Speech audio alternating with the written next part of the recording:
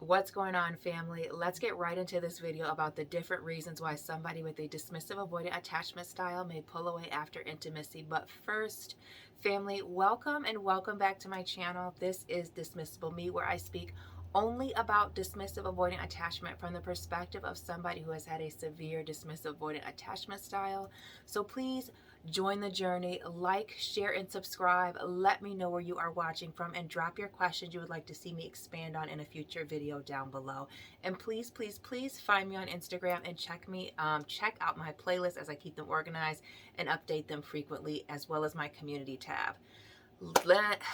Family, let's get in. I have 7 reasons down here, and number one, and I feel like this comes up the most, especially in my videos, because I can only speak from my personal perspective.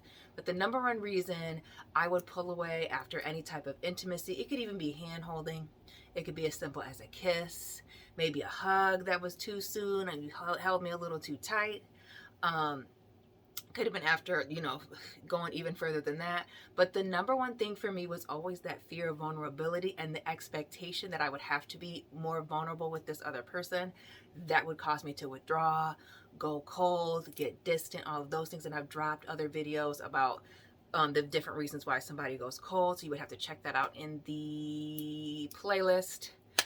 The second reason why I would, sorry, I'm looking down, my notebook is down here always.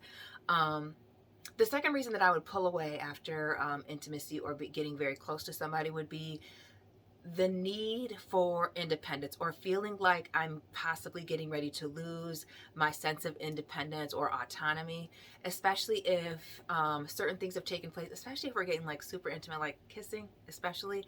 That's when I really start to get nervous about somebody having expectations of me, when I start to worry about things, going really well and then things are getting ready to crumble, worrying about the rug being pulled out from underneath me.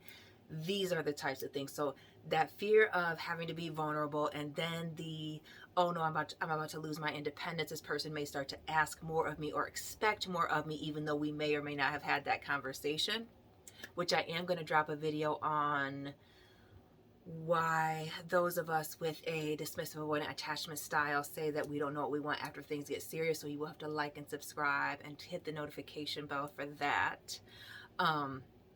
But yeah, that feeling that I'm going to lose my autonomy, that I'm going to lose my sense of self, that I'm going to lose my alone time or not be able to do the things that I love to do or hang out with the people that I love to hang out with that don't include you and or this other person, that really starts to freak me out. And that can cause me to pull away, again, withdraw. And not so much now, obviously, and I say this over and over again, but I know people don't listen. But like, these are not necessarily things that I would do now. I definitely wouldn't partake in any of these activities at the moment.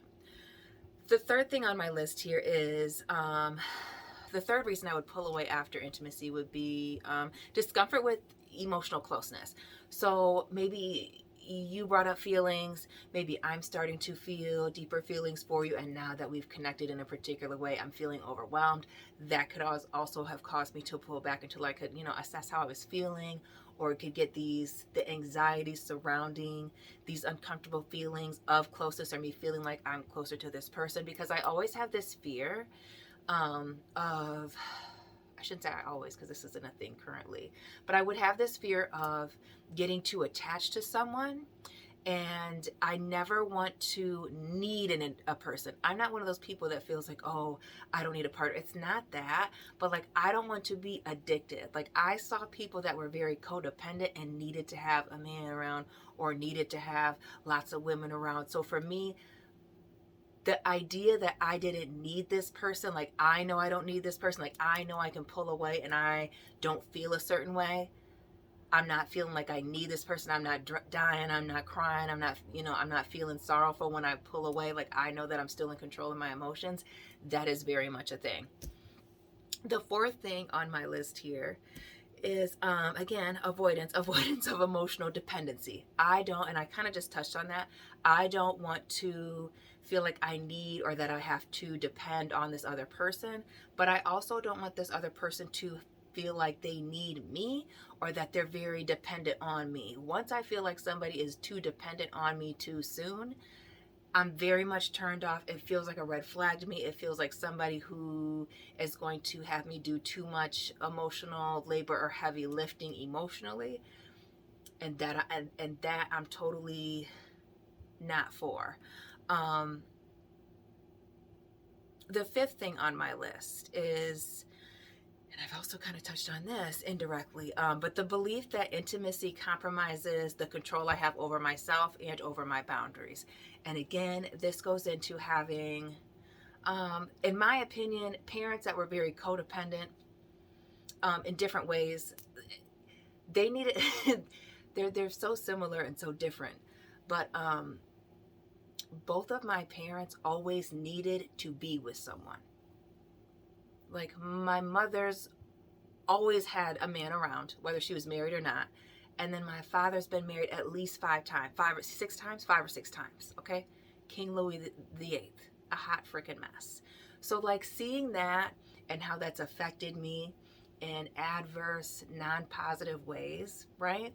That's why we're all here. So, is really a thing, that not having other people dependent on me, the me not depending on other people, the major need, again, heavy on the autonomy, heavy on the keeping things to myself. I'm also a big person on, do not embarrass me. Like there's a lot that also plays into my, once I leave, I don't come back. Like it's just a mess. Like why would you entertain somebody who's in and out or very messy, or take somebody too seriously that's involved with multiple other people? Just kind of a mess. So the belief that the intimacy compromises the control over myself and my boundaries.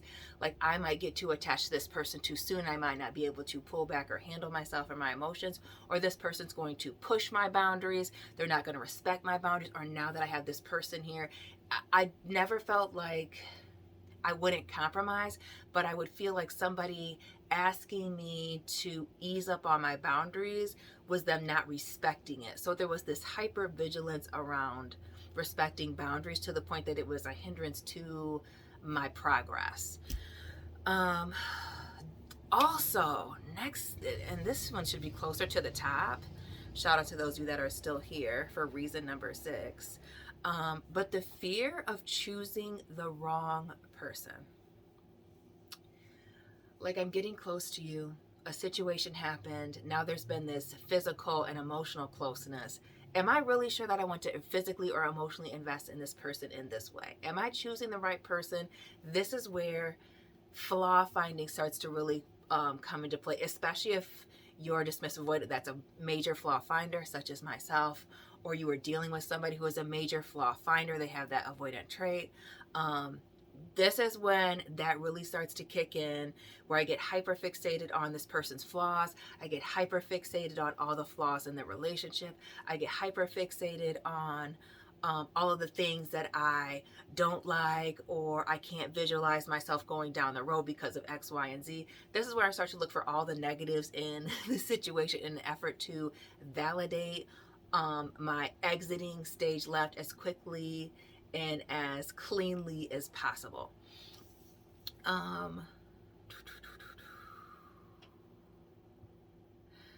The last thing that I have on my list is the need to reassert emotional detachment.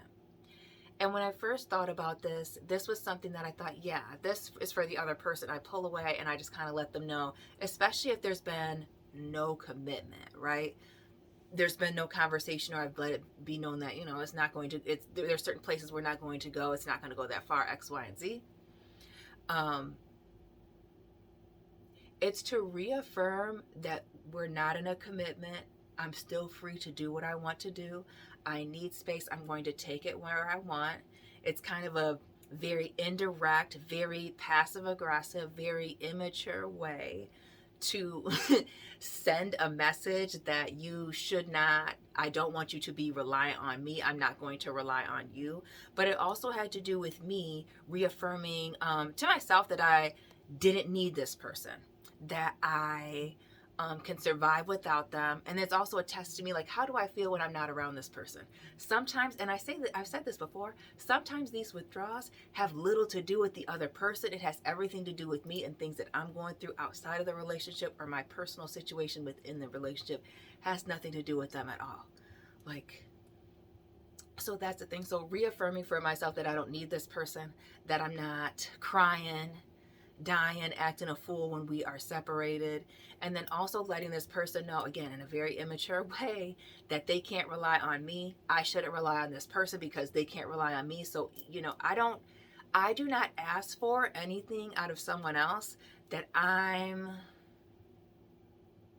not willing to give also. So like, I'm reciprocity, even if was giving the bare bones. I wasn't asking you or expecting you to give more than what it was that I was giving. Like, that's never been my thing. But to run this all down, run all these reasons down again, blah, blah, blah. Excuse me. Why a person with a dismissive avoidant attachment style pulls away after intimacy. Number one, a fear of vulnerability, a need for independence, discomfort with emotional closeness, avoidance of emotional dependency, for both people, myself and the other partner, the belief that intimacy compromises the control I have over myself and my boundaries, the fear of choosing the wrong person and making a serious commitment that I can't easily back up out of, and the need to reassert emotional detachment, not just for this other person, but also really mainly to myself. So family, that's today's daily dose of dismissive avoidant dysfunction. Let me know it resonated for you, especially those of you that are dismissive avoidant. Those of you that have experienced it, let me know as well. Like, share, and subscribe. Please find me on Instagram, email me, check out the community tab in my playlist. And family, I will be tapping in with you very soon. Thank you so much for watching. Keep it real.